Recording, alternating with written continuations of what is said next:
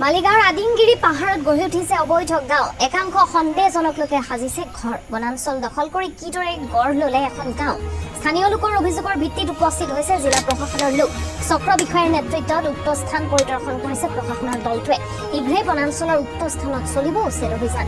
NE24ক এই কথা জনাইছে চক্ৰ বিষয়া ৰাজা বৈশ্যই। সকলো নিৰীক্ষণ কৰি পৰ্যায়ক্ৰমে কৰা হ'ব বেদখলমুক্ত।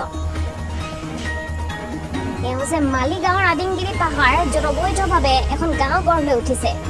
একাংশ সন্দেহজনক লোকে তাত সাজিছে ঘৰ। বনাঞ্চলখন দখল কৰি কিদৰে গঢ় লৈছে এই গাঁওখন দৃশ্য আপোনালোকে প্ৰত্যক্ষ কৰিছে। স্থানীয় একাংশ লোকে অভিযোগ উত্থাপন কৰিছে। তাৰ পাছতেই তাত উপস্থিত হৈছেগৈ জিলা প্ৰশাসনৰ লোক। চক্ৰ বিষয়াৰ নেতৃত্বত উক্ত স্থানত পৰিদৰ্শন কৰে এই প্ৰশাসনৰ দলটোৱে। শীঘ্ৰেই বনাঞ্চলৰ উক্ত ভূমিত চলিব উচ্ছেদ অভিযান। NE24ক এই কথা জনাইছে চক্ৰ বিষয়া ৰাজা বৈশ্যই। সকলো নিৰীক্ষণ কৰি পৰ্যায়ক্ৰমে বেদখলমুক্ত কৰা হ'ব আদিমগিৰি পাহাৰ।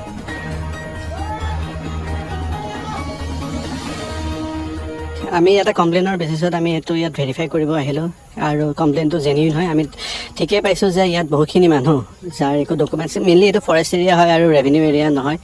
ফৰেষ্ট এৰিয়াতো এনেও বহিব নোৱাৰে, মানুহ কোনো ডকুমেণ্টছো থাকিব নোৱাৰে। তেওঁলোকক কাৰোবাক সোধ-পোছ কৰিছোঁ, তেওঁলোকৰ কোনো ডকুমেণ্টছ নাই বুলিও কৈছে, তেওঁলোকে মানি লৈছে।